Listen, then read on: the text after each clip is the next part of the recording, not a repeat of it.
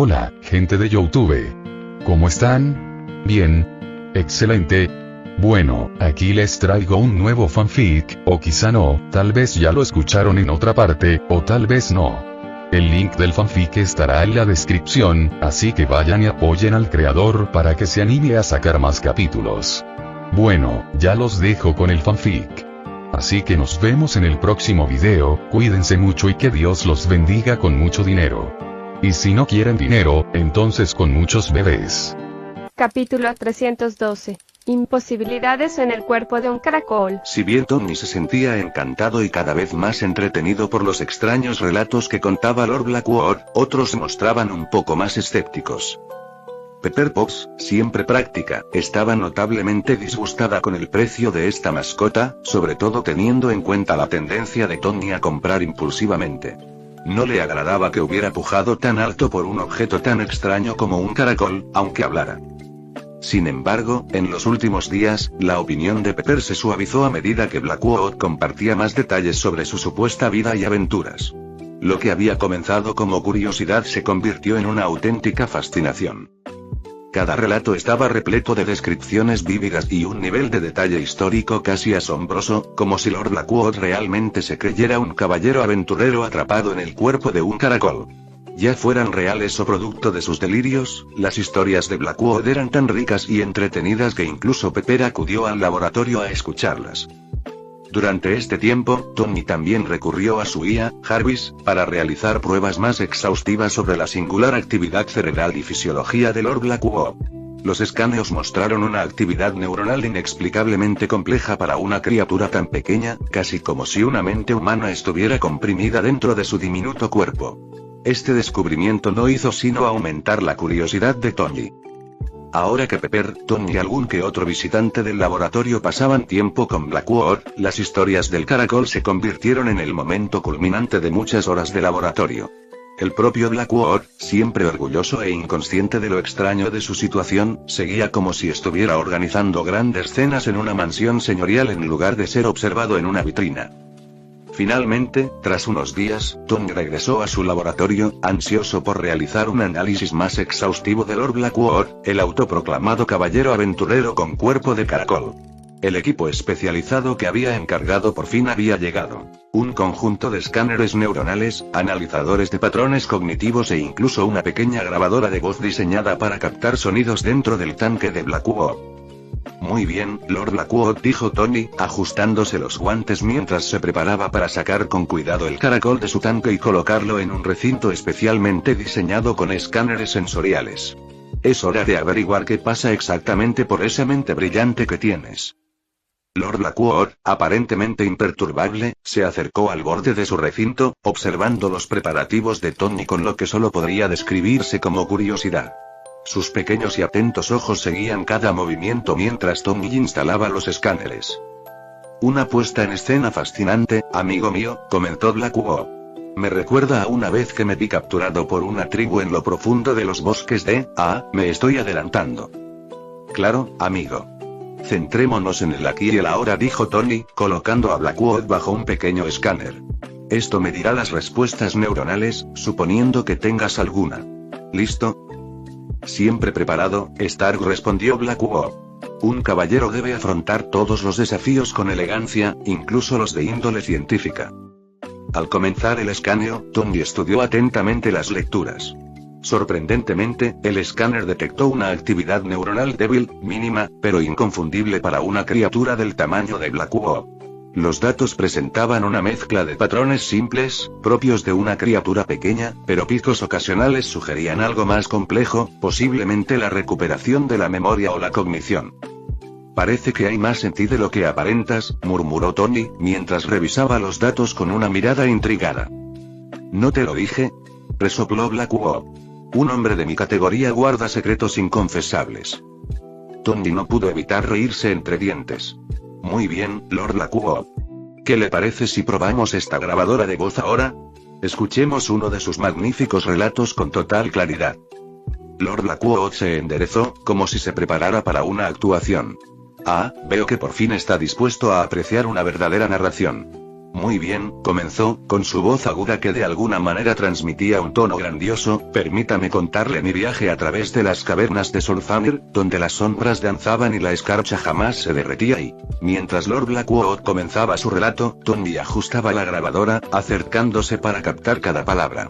La pequeña y refinada voz del caracol resonaba en el laboratorio, tejiendo un vívido tapiz de imágenes que parecían demasiado reales para una criatura de su tamaño. Blackwood hablaba de descender a las gélidas cavernas de Solfamir, un lugar donde hasta las sombras temblaban y cada aliento se congelaba en el aire. Los detalles eran ricos y complejos. Describió las formaciones cristalinas que sobresalían de las paredes de la caverna, como colmillos a punto de cerrarse, y las luces inquietantes y parpadeantes que parecían seguirlo en la oscuridad. Según Blackwood, se decía que las cavernas albergaban una antigua reliquia con el poder de remodelar la realidad misma, aunque innumerables exploradores habían encontrado la muerte buscándola. Solo un verdadero aventurero con un corazón valiente podía sobrevivir a los peligros de las profundidades de Solfamir. ¿Seguro que no te lo estás inventando, Blackwood?, preguntó Tony con tono burlón, fascinado a pesar de sí mismo. Parece un escenario perfecto para una película de ciencia ficción. Lord Blackwood entrecerró sus diminutos ojos, con una expresión de pura indignación en el rostro. Te aseguro, Stark, que no soy un simple narrador de historias. Estos son mis recuerdos. Experiencias reales, grabadas en mi ser. Se incorporó ligeramente, su caparazón brillando bajo la luz artificial del laboratorio. De hecho, diría que mis experiencias en Solfamir superan cualquier cosa que tu ciencia ficción pudiera imaginar.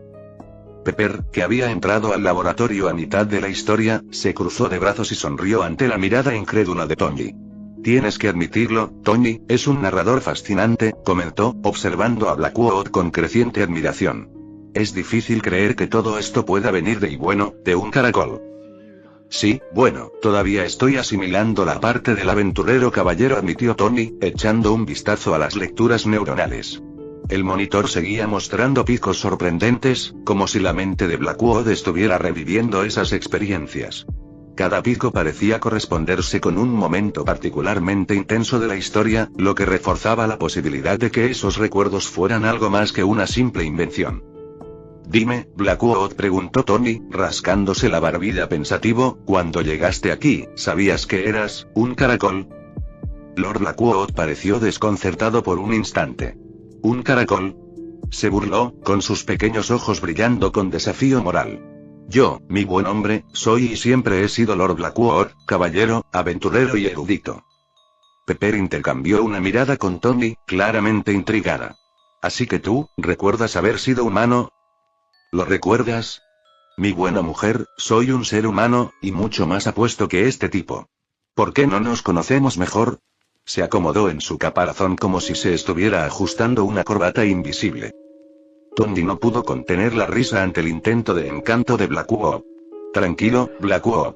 No olvidemos que apenas mides 15 centímetros. Lord Blackwood soltó un resoplido digno, si es que a un caracol se le puede llamar resoplido. No te dejes engañar por mis circunstancias actuales, Stark. La verdadera caballerosidad trasciende la forma física. Pepper sonrió, negando con la cabeza. Te doy crédito por tu confianza, Lord Blackwood. Pero tal vez deberíamos centrarnos en averiguar por qué tu conciencia tiene a 10. Tony, ¿tienes alguna teoría? Tony volvió a mirar los datos neuronales, mientras sus dedos se deslizaban ágilmente por la pantalla de la tableta. ¿En serio? Es extraño. Veo señales neuronales mucho más sofisticadas de lo que debería tener un caracol. Es casi como si una conciencia humana se hubiera comprimido para caber dentro de ese diminuto cerebro. No hay precedentes, al menos no en nada que yo haya visto. Blackwood miró a Tony pensativo. Quizás, Stark, lo estás viendo desde un punto de vista estrictamente científico. No todo puede ser analizado con la lógica. Hay ámbitos y poderes, por así decirlo, que escapan al alcance de lo que llamas ciencia. Tony arqueó una ceja. ¿Magia? Eso es lo que insinúas, ¿no? Blackwood simplemente esbozó una sonrisa pícara. He visto maravillas que desafían la comprensión. Cavernas llenas de sombras vivientes, seres ancestrales que conversan en sueños. ¿Crees que tu mundo, tu versión de la realidad es el único? Tony reflexionó sobre las palabras de Blackwood, entrecerrando los ojos. No le resultaba ajeno el concepto de realidades alternativas y fuerzas poderosas que no encajaban fácilmente en los esquemas científicos. Tuvo que admitir que algunos de los objetos que había visto en esas dos subastas parecían, en efecto, imposibles desde un punto de vista normal, pero eso no significaba que estuviera dispuesto a aceptar algo tan descabellado como la magia. No, tenía que haber una explicación científica. Al parecer, su yo futuro inventaría la dichosa máquina del tiempo, así que se negaba a creer que no se tratara simplemente de ciencia que aún no comprendía. Tony instaló una serie de micrófonos especializados alrededor del recinto de Blackwater, cada uno diseñado para captar hasta la más mínima vibración. También ajustó los escáneres neuronales para que se centraran específicamente en las áreas que parecían activas durante el discurso de Blackwater. Se dirigió a Pepper, que estaba ayudando a organizar el equipo. Lo que pasa es, dijo Tony, casi para sí mismo, que el cuerpo de un caracol no tiene las estructuras necesarias para producir sonidos vocales. No tiene cuerdas vocales, ni diafragma, nada. Así que, sea lo que sea que esté ocurriendo aquí, tiene que ser algo completamente diferente. Quizás algún tipo de resonancia o manipulación de factores externos. Pepper le entregó a Tony un pequeño dispositivo que parecía un puntero láser. ¿Y crees que esto podría decirnos cómo lo está haciendo? Tony asintió. Si logramos detectar el origen de las vibraciones, podríamos comprender cómo se produce el sonido. Blackwater, necesito que vuelvas a hablar. Cuéntanos alguna de tus aventuras, algo vívido. Cuanto más hables, más información podremos recopilar. Blackwater asintió con dignidad. Ah, otra vez público. Muy bien, les contaré la historia de mi expedición a las catacumbas sumergidas de Dromaria. Comenzó a hablar, y su voz suave y refinada llenó el laboratorio. Tony observó atentamente los monitores mientras Blackwood hablaba. Los escáneres neuronales se iluminaron y los micrófonos captaron vibraciones sutiles. Tony entrecerró los ojos al ver las lecturas. No solo la actividad neuronal de Blackwood era inusual, sino que también se producían extrañas oscilaciones en el aire a su alrededor, casi como si se generaran ondas sonoras externamente, en lugar de dentro de su cuerpo. Pepper, mira esto, dijo Tony, señalando la pantalla. Las ondas sonoras se forman fuera de Blackwood, casi como si estuviera manipulando el aire a su alrededor para producir sonido. No provienen de su interior. Es como si estuviera usando una especie de campo localizado para generar el sonido. Pepper miró fijamente la pantalla, con los ojos muy abiertos. ¿Quieres decir que de alguna manera está controlando el aire mismo? Tony asintió lentamente. Exacto. ¿Pero cómo? No hay nada en la biología de un caracol que permita este tipo de control. Es casi como si estuviera creando un campo de resonancia, algo que puede manipular las ondas sonoras con precisión. Hizo una pausa, pensativo. Quizás haya algún tipo de energía en juego que no estamos detectando directamente, algo que le permite concentrarse y amplificar sus pensamientos convirtiéndolos en sonido. Blackwood, que seguía narrando su historia, parecía ajeno al análisis al que lo sometían. Hablaba de antiguas trampas y tesoros ocultos, con voz firme e inquebrantable. No se daba cuenta de que su público estaba demasiado ocupado maravillándose con él como para prestar atención a su relato. Capítulo 313. Decisiones importantes. En una gran sala con poca luz dentro de la sede de las Naciones Unidas, las personas más poderosas del mundo se reunieron a puerta cerrada. El ambiente era tenso, cargado con la gravedad de los recientes acontecimientos que habían sacudido su sensación de control. En el centro de la sala, una pantalla de vídeo parpadeaba, reproduciendo las imágenes de Tokio. Una batalla caótica entre una enorme criatura reptiliana, posteriormente denominada Godzilla, y un gigante de piel verde cuya identidad aún permanecía en secreto. La devastación que dejaron a su paso fue inimaginable. Los rascacielos se derrumbaron como juguetes y el caos se apoderó de una de las ciudades más grandes del mundo. El primer ministro japonés, Taro Nakamura, con el rostro surcado por el cansancio, se dirigió a los presentes con una frustración apenas contenida. Hemos visto las imágenes. Mi país está en ruinas. Un distrito entero de Tokio, arrasado. Les pido no, exijo que demos respuestas y tome medidas quienes afirman controlar estas cosas. ¿Cómo es posible que a esta criatura, a este Godzilla, se le permitiera existir libremente, y mucho menos participar en una batalla destructiva en el corazón de Tokio? El presidente Barack Obama se inclinó hacia adelante, con los dedos entrelazados, sumido en sus pensamientos. Su expresión era igualmente seria. No solo Japón está preocupado, primer ministro. Lo ocurrido en Tokio es una llamada de atención para todos nosotros. El hecho de que una criatura como Godzilla apareciera en una gran ciudad sin previo aviso es profundamente preocupante. Y luego está el asunto de la otra persona que se enfrentó a ella. Hizo una pausa, con la mirada seria. Necesito compartir con ustedes lo que sabemos sobre ese individuo. Es Bruce Banner, un científico. Solía trabajar para el ejército, y su estado verde es el resultado de un accidente. Ahora, cuando se expone a un estrés o peligro extremo, se transforma en lo que llamamos Hulk. La revelación fue recibida con un silencio atónito. La primera ministra británica intercambió una mirada con sus asesores antes de hablar. Así que está diciendo que este Hulk es una especie de superarma estadounidense. El presidente Obama negó levemente con la cabeza, con el rostro reflejando una mezcla de tensión y frustración. No, no es un arma, y ciertamente no es algo que podamos controlar. Si bien admito que el accidente lo convirtió en un proyecto armamentístico, ahora no tenemos nada que ver con él. De hecho, estamos buscando activamente, y lo hemos estado haciendo desde el accidente. El representante ruso, el embajador Ivanov, se aclaró la garganta, y su voz grave resonó en la sala. Aunque creamos eso, ¿acaso también debemos creer que el avistamiento de quien podría ser nada menos que el Capitán América no tiene nada que ver con usted? Rusia nunca desaprovechaba la oportunidad de atacar a Estados Unidos, así que siguió adelante con entusiasmo. Resulta bastante sospechoso que justo cuando ocurre un ataque monstruoso, haya tantas armas estadounidenses disponibles para controlar la situación. El presidente Obama suspiró, reclinándose ligeramente. Entiendo cómo se ve esto, pero permítanme ser claro. Lo que sucedió en Tokio no fue un esfuerzo coordinado de Estados Unidos. El Capitán América, o Steve Rogers, es una reliquia del pasado, alguien que ha reaparecido recientemente. No actúa bajo órdenes de ningún gobierno. De hecho, su reaparición nos sorprendió tanto a nosotros como a todos los demás. Angela Merkel, de Alemania, miró a Obama con escepticismo. Señor presidente, nos está diciendo que estos supuestos superhéroes no solo son reales, sino que además son agentes independientes. Agentes que pueden decidir cuándo y dónde intervenir sin ningún tipo de supervisión. Obama asintió con expresión seria. Por desgracia, sí.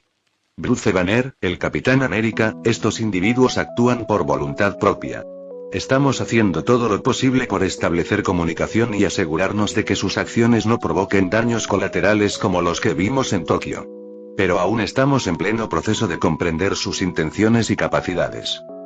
El presidente francés, Emmanuel Moreau, parecía poco convencido.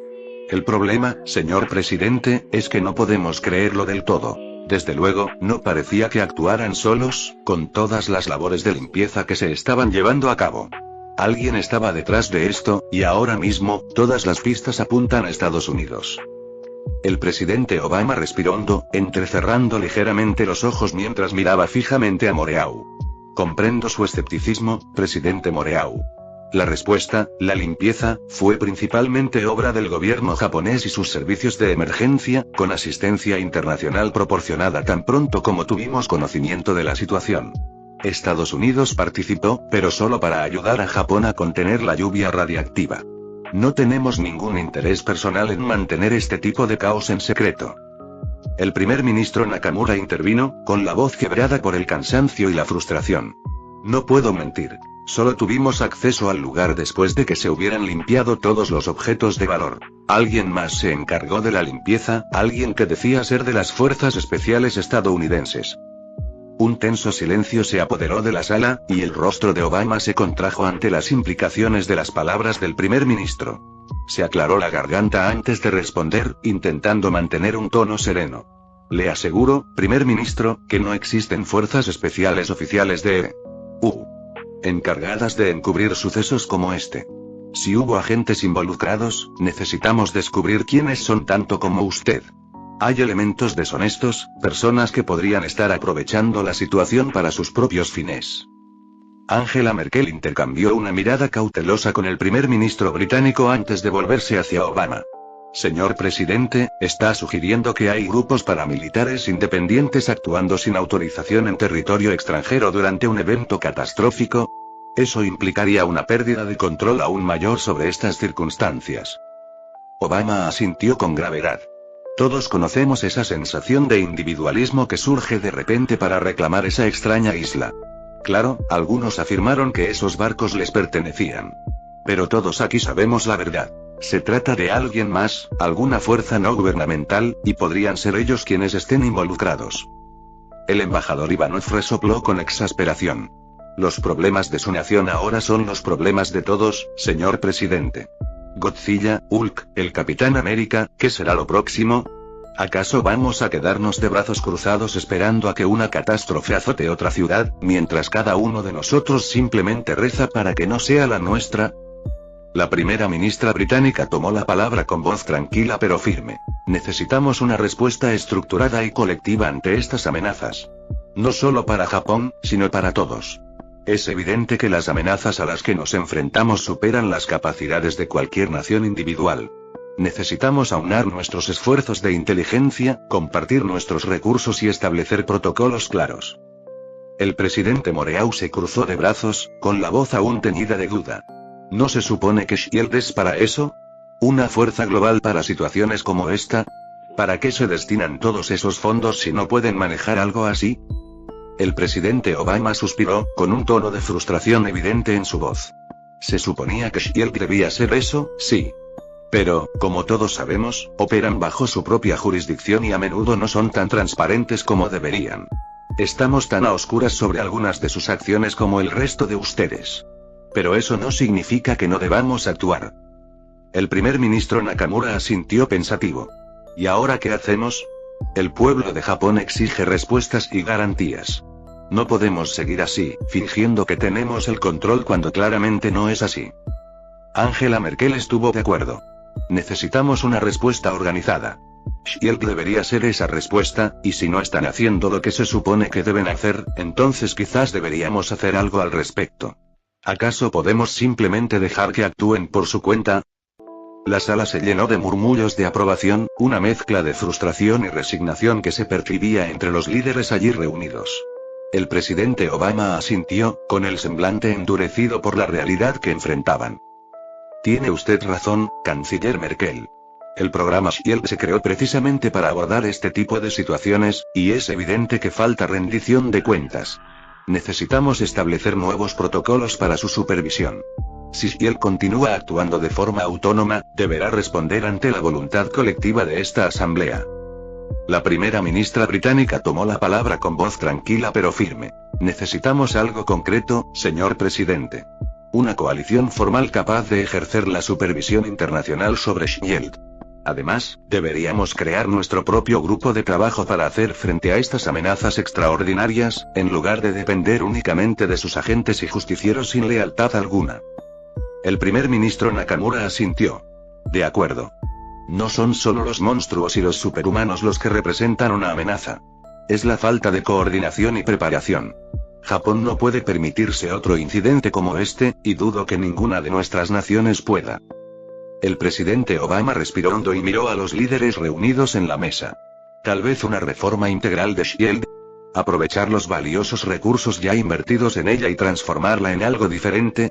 Algo que realmente pueda cumplir con nuestras necesidades. El presidente francés, Emmanuel Moreau, se recostó pensativo, su escepticismo atenuado ligeramente por la sugerencia de Obama. ¿Una reforma completa, señor presidente? Eso requeriría una cooperación internacional sin precedentes. Y significa desmantelar las partes de SHIELD que no funcionan y construir algo nuevo en su lugar.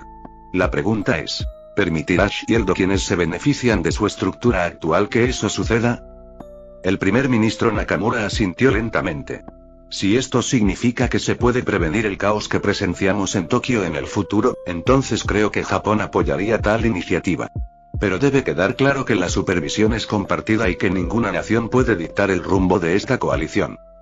El presidente Obama asintió, recorriendo la sala con la mirada. Exactamente. SHIELD estaba concebido para ser global, pero claramente ha caído bajo la influencia de ciertos grupos.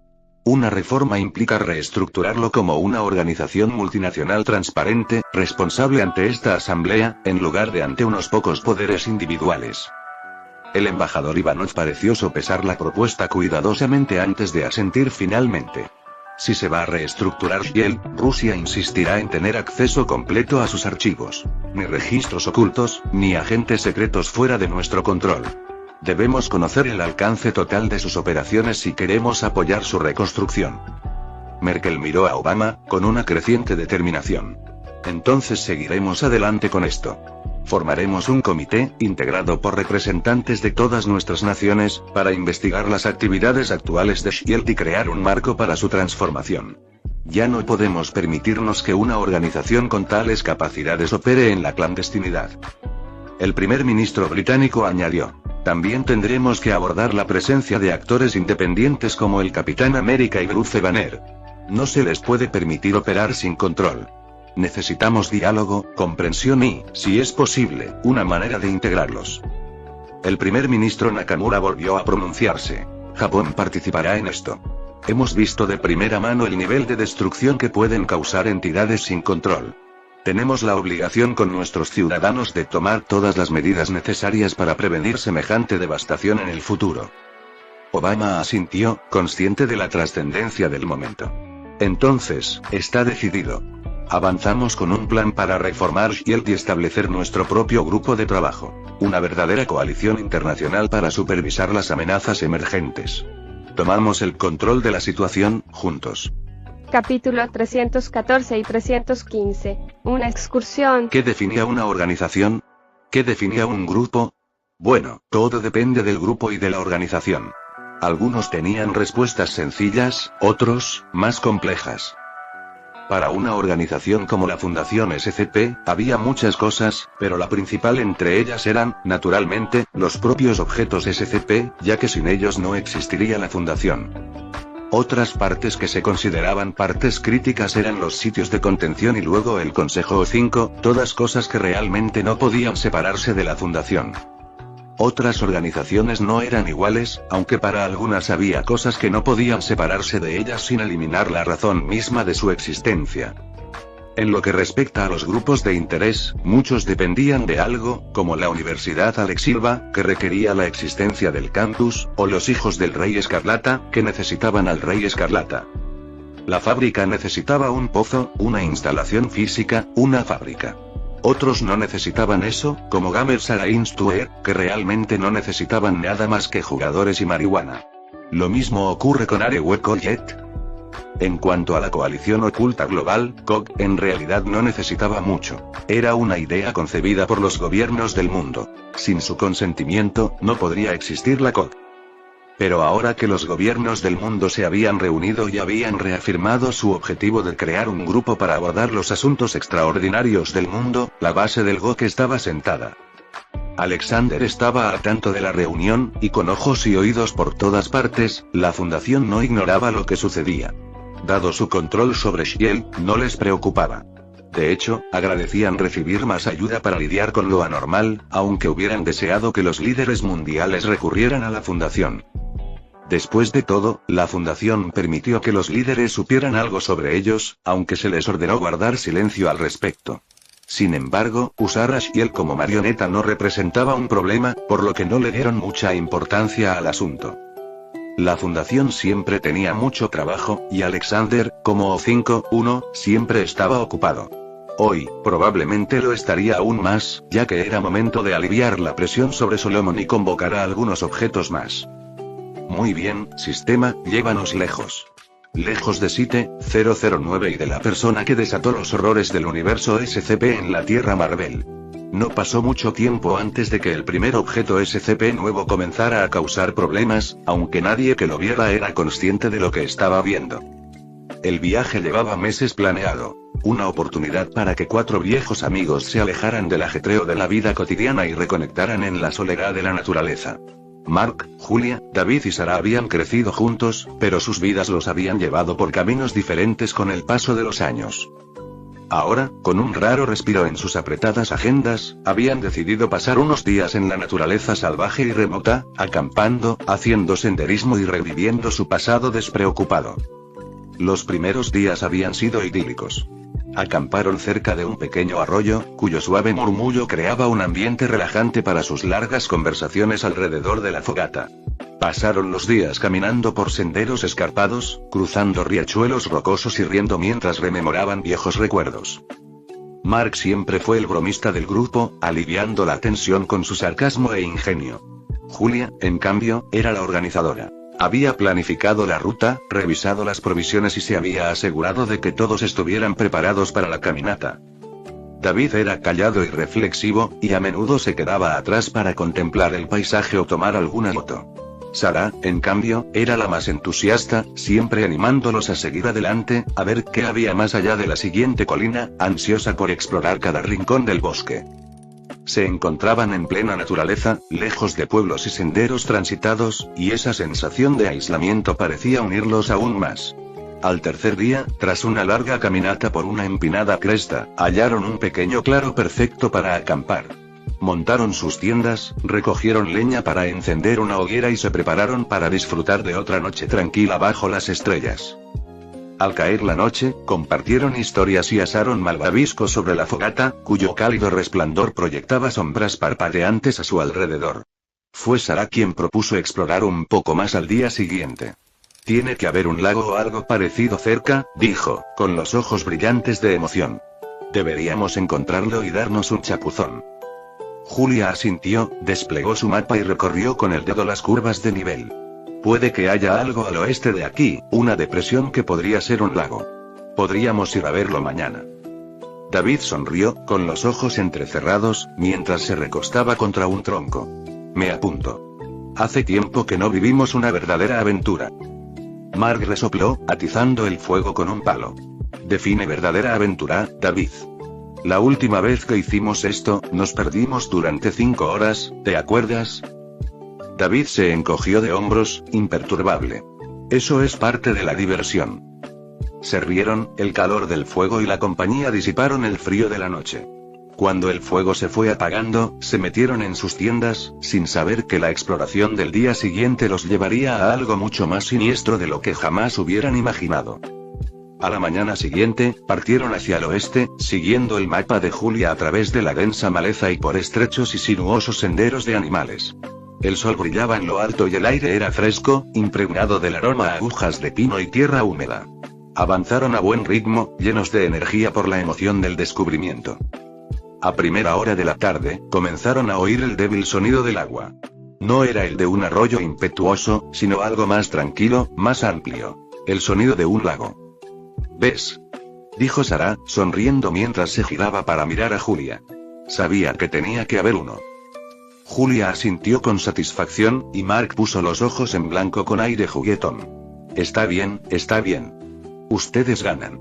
Busquemos ese lago mítico. Tras abrirse paso entre los últimos árboles frondosos, llegaron a un pequeño claro.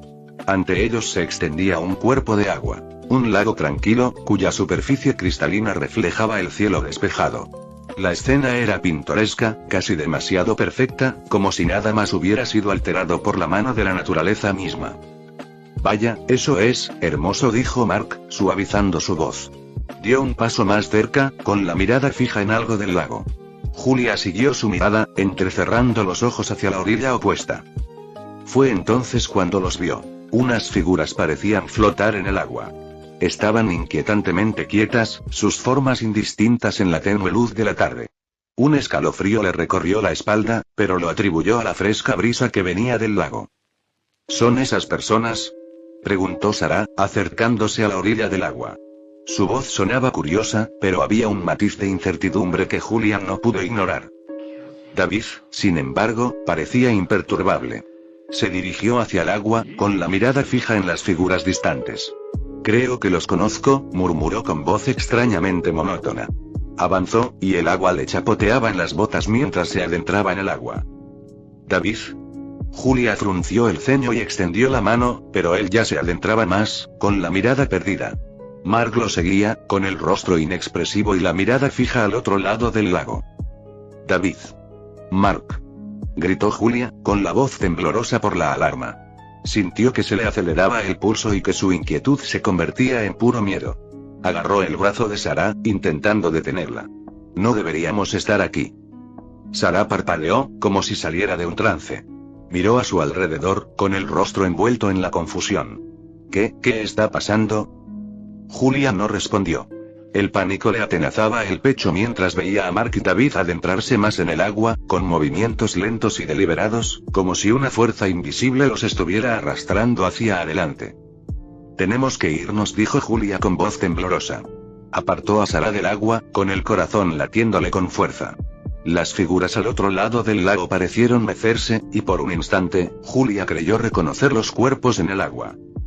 Buenas noches, les habla el canal 7 de noticias, con las últimas novedades sobre un suceso que se está desarrollando en la remota región norteña. Las autoridades investigan la misteriosa desaparición de 4 excursionistas que desaparecieron a principios de esta semana durante una excursión de acampada.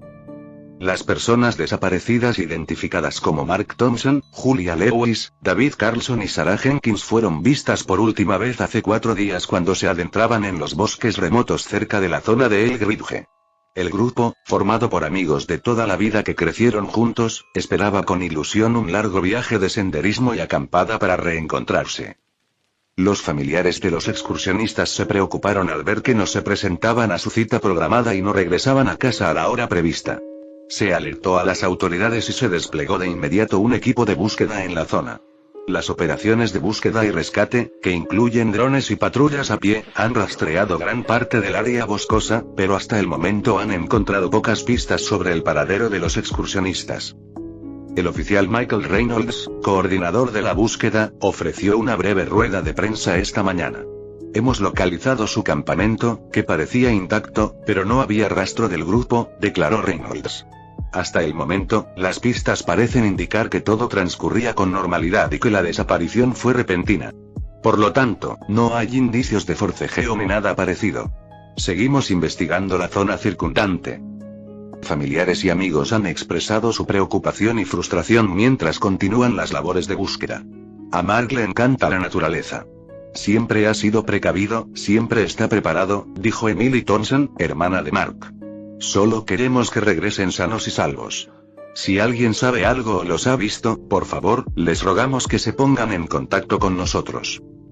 Han comenzado a circular rumores en las redes sociales, con algunos lugareños especulando sobre la naturaleza extraña y a menudo inquietante de la zona de Elk Ridge, una región conocida por sus densos bosques y su frecuente niebla. Algunos incluso han afirmado que la zona posee una energía extraña y han hablado de sucesos escalofriantes, aunque las autoridades han desestimado estas afirmaciones por considerarlas infundadas e inútiles. La búsqueda continúa mientras las fuerzas del orden locales, con el apoyo de equipos de búsqueda voluntarios, amplían el alcance de su operación, cubriendo una mayor parte de la zona silvestre circundante con la esperanza de encontrar algún rastro de los excursionistas desaparecidos. Las autoridades instan a cualquier persona que tenga información a que se comunique de inmediato con el departamento del sheriff de Elk Ridge. Les mantendremos informados a medida que surjan nuevos detalles. Nuestros pensamientos están con las familias de los excursionistas desaparecidos en estos momentos tan difíciles. Estén atentos para más actualizaciones. Esto ha sido el noticiero del Canal 7. Regresaremos enseguida después de una breve pausa. El universo SCP albergaba muchos objetos, algunos peligrosos, otros útiles y valiosos, y otros simplemente extraños.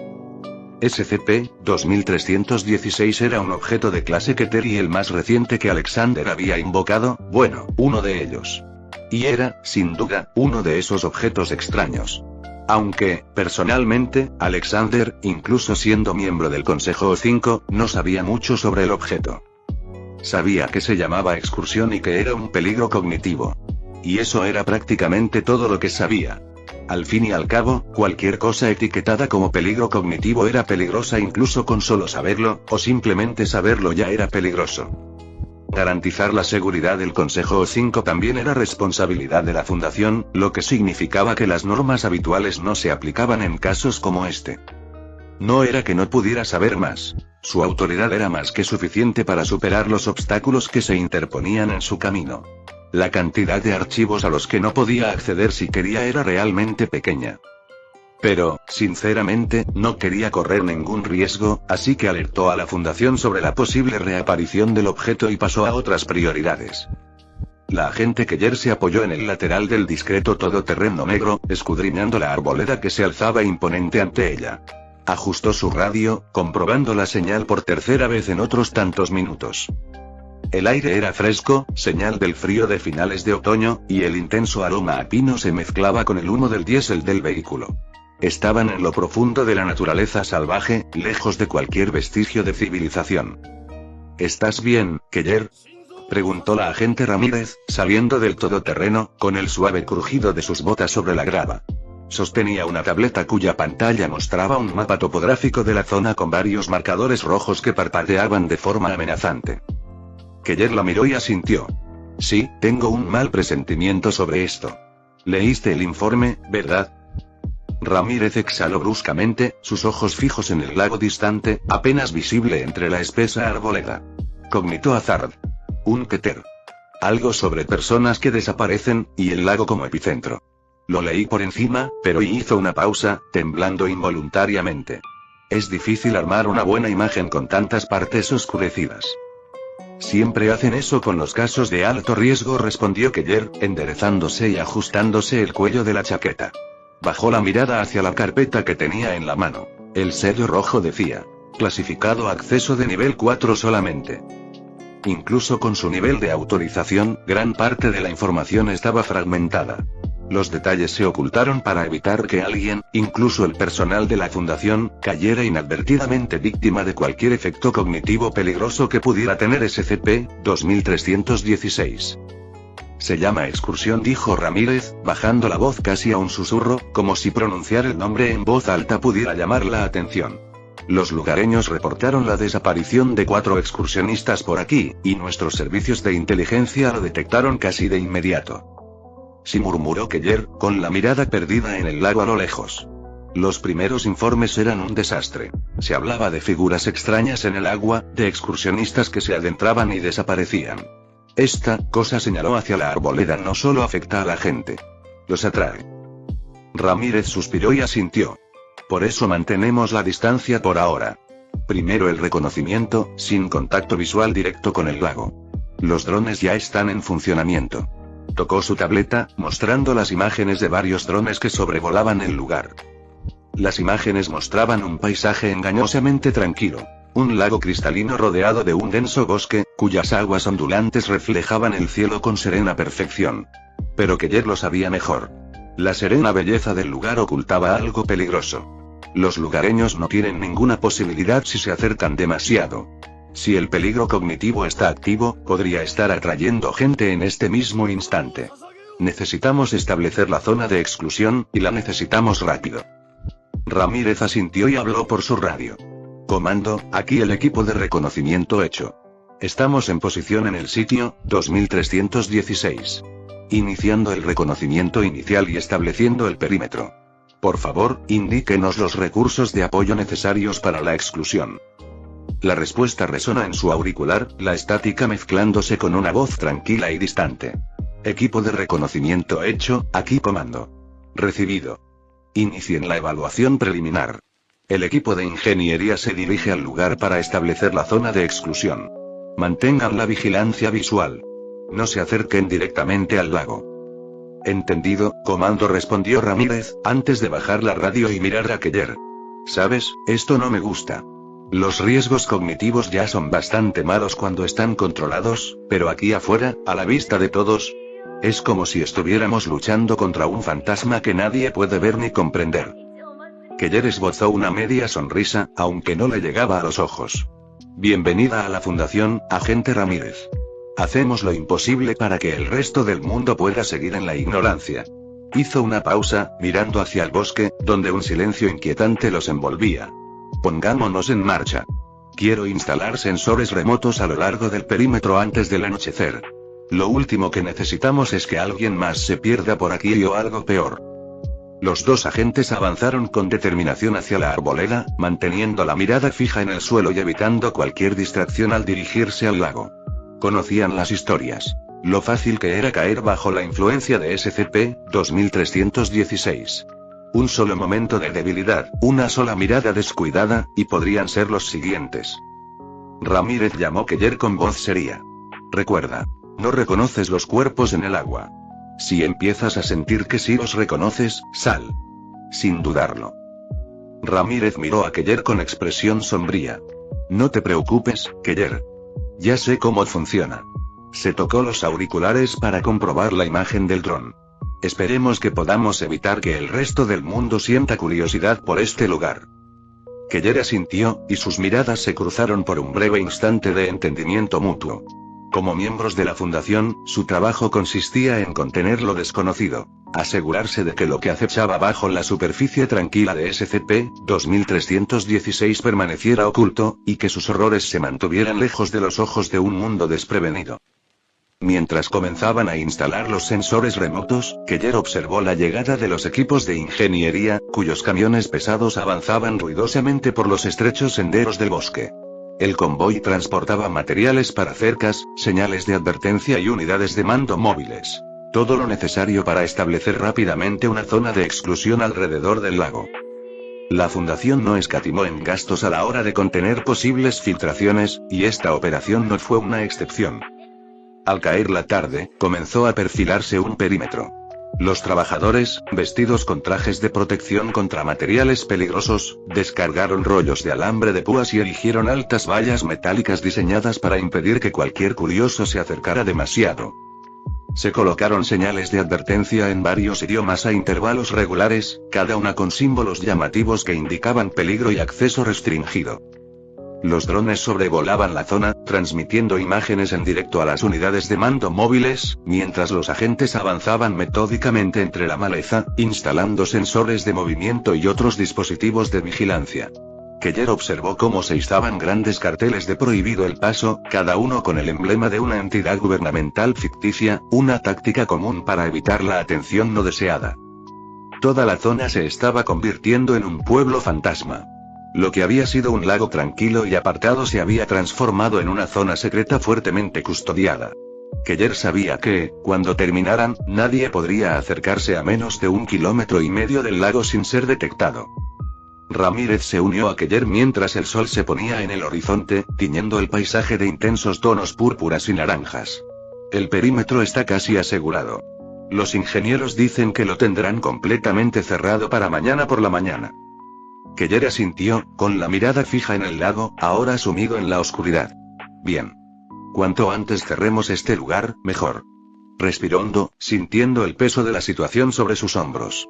Tenemos que asegurarnos de que lo que les pasó a esos excursionistas, no le pase a nadie más. Ramírez asintió solemnemente, siguiendo con la mirada la de Keller hacia el agua oscura. Lo mantendremos a salvo. Nadie entra, nadie sale. Keller se dio la vuelta, con la voz baja. Esperemos que siga así. La fundación siempre intentó ser discreta, pero con gente buscándolos, no pudieron ocultar algo así. Esto significó que la noticia se extendió rápidamente y llegó hasta la mesa de Nick Fury. Nick Fury, director de S.H.I.E.L.D., estaba sentado tras su escritorio, con el brillo de su monitor reflejándose en su único ojo sano. Las imágenes en la pantalla mostraban cómo se establecía la zona de exclusión, se levantaban vallas y los operarios con trajes de protección aseguraban el perímetro. Se recostó en su silla, con el ceño fruncido. Ya tenía suficientes problemas debido a que la ONU había llegado a un nuevo e importante acuerdo y se estaba entrometiendo en los asuntos de S.H.I.E.L.D., y encima estaba ocupado tratando de aferrarse a su puesto de director. Así que realmente no necesitaba algo así ahora. Aunque tal vez podría usar esto para demostrar que era capaz y digno de conservar su puesto. Extendió la mano hacia el dispositivo de comunicación que tenía sobre el escritorio. Y entra aquí. Capítulo 316. Matar a un dragón. Justin Amer se sentía bastante nervioso desde que regresó a casa después de aquella misteriosa subasta. Incluso había conseguido uno de los últimos artículos, ganándoselo directamente de las manos del mismísimo Tony Stark. Aunque no había sido fácil, conseguir el dinero había resultado ser todo un reto. Si bien él era bueno para ganar dinero, no todos eran poderosos narcotraficantes. Y la mayor parte de su riqueza estaba invertida en sus empresas, en lugar de en activos líquidos. El hecho de que Rixie tuviera más de 1 billón sin usar era sorprendente, pero teniendo en cuenta la longevidad del viejo Rixie, no era de extrañar que hubiera podido acumular semejante suma. Aún así, para alguien como él, reunir el dinero había llevado unos días y tuvo que ofrecer algunos bienes como garantía. Sin embargo, el hecho de haberlo robado de las manos de Tondi valió la pena. Ahora solo necesitaba averiguar el valor del libro. Tondi lo había descubierto claramente, y una vez que él también descifrara el código, podría usar el libro para recuperar rápidamente su dinero. «Ahora, ¿cómo te hago trabajar?», murmuró mientras ella se sentaba con el libro sobre la mesa. No estaba dispuesto a intentarlo ni a permitir que nadie más lo tocara, temiendo que se lo robaran. Sin duda, alguien de la subasta lo intentaría. «Muy bien, libro», dijo Amer, suspirando con frustración al abrirlo. «Veamos qué secretos escondes».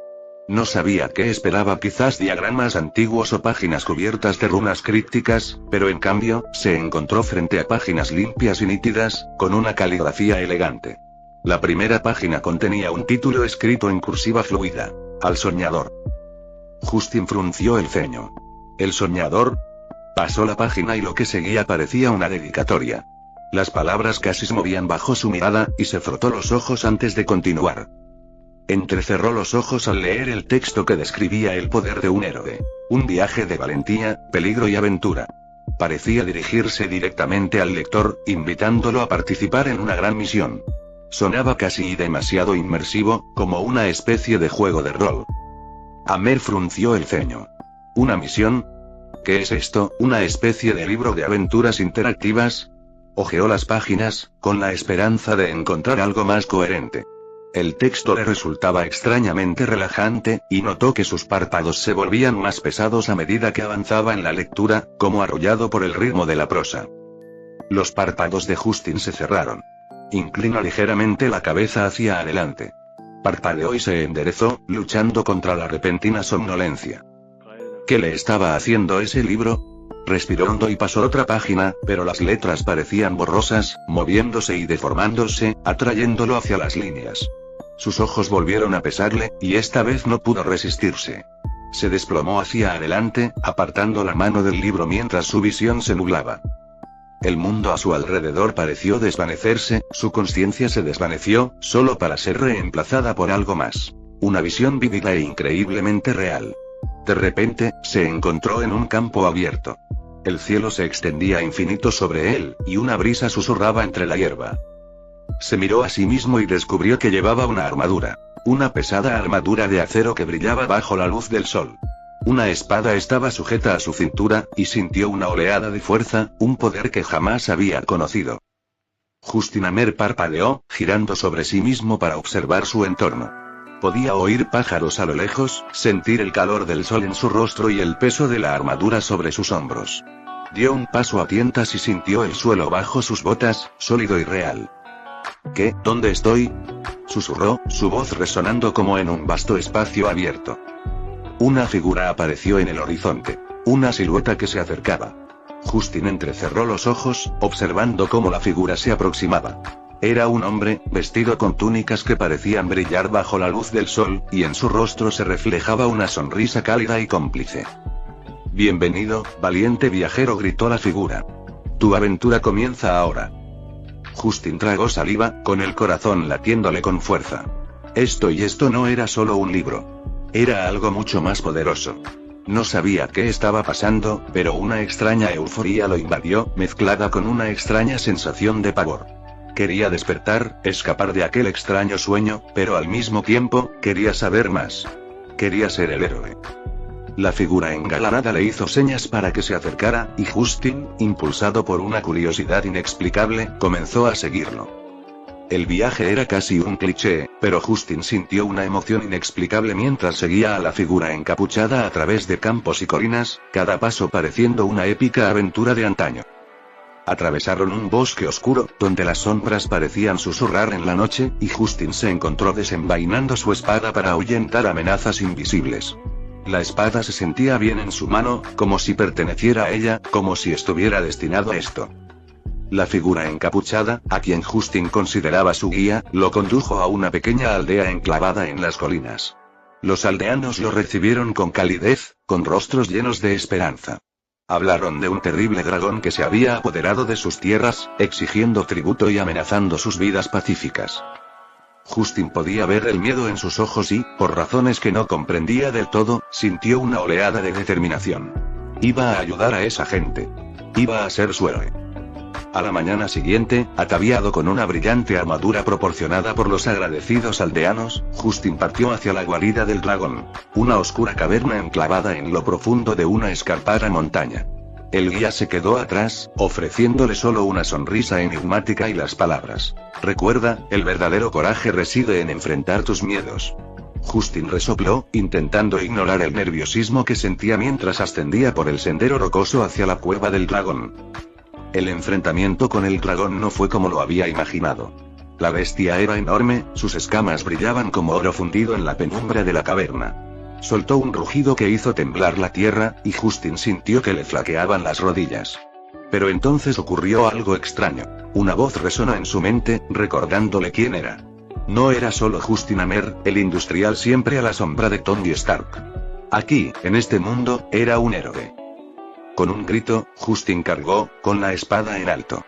La batalla era feroz. El aliento de fuego del dragón abrasaba el suelo a su alrededor, y su cola se agitaba como un látigo. Justin luchaba con una fuerza que jamás había imaginado poseer. Cada uno de sus movimientos era instintivo, impulsado por algo profundo en su interior. Esquivaba, paraba y golpeaba, clavando su espada en la gruesa piel del dragón. Finalmente, con una estocada poderosa, Justin clavó su espada en el pecho del dragón. La bestia lanzó un último rugido ensordecedor antes de desplomarse, su cuerpo disolviéndose en una luz dorada. Justin permaneció allí, jadeando, con el corazón acelerado, mientras observaba cómo la luz se desvanecía. Lo había logrado. Había matado al dragón. A su regreso al pueblo, la gente lo aclamó con vítores, con los rostros radiantes de alegría. Lo coronaron héroe y fue recompensado con riquezas que superaban sus sueños más descabellados. El anciano del pueblo, un hombre bondadoso de larga barba blanca, presentó a una hermosa joven, la princesa, como la llamó. Ella sonrió a Justin, con los ojos llenos de admiración, y él sintió una oleada de orgullo. El anciano habló de una recompensa: la mitad del reino y la mano de la princesa en matrimonio. Justin sonrió, incapaz de reprimir la sensación de triunfo. Esto era todo lo que siempre había deseado: reconocimiento, poder, admiración. Era el héroe, aquel a quien todos admiraban. Tomó la mano de la princesa y los aldeanos estallaron en vítores una vez más. Mientras continuaban las celebraciones, Justin sintió una extraña atracción, la sensación de que algo estaba cambiando. El mundo a su alrededor parecía tambalearse, los colores se mezclaban, los sonidos se alejaban. Intentó aferrarse al momento, a la sensación de ser el héroe, pero se le escapaba como arena entre los dedos. De repente, Justin abrió los ojos de golpe. Estaba de vuelta en su estudio, desplomado sobre el libro, con la cabeza apoyada en la mesa. Parpadeó, desorientado, con el corazón aún latiéndole con fuerza por la intensidad del sueño. El libro estaba abierto ante él, con las páginas en blanco, como si nunca se hubiera escrito nada allí. Justin se incorporó, frotándose la cara. Aún sentía el peso de la armadura, el calor del aliento del dragón, la calidez de la mano de la princesa en la suya. Todo había sido tan real. Bajó la mirada hacia el libro, y una sonrisa se dibujó lentamente en su rostro. Fuera lo que fuese, fuera cual fuera el poder que tuviera ese libro, él quería más. Fin del capítulo 316.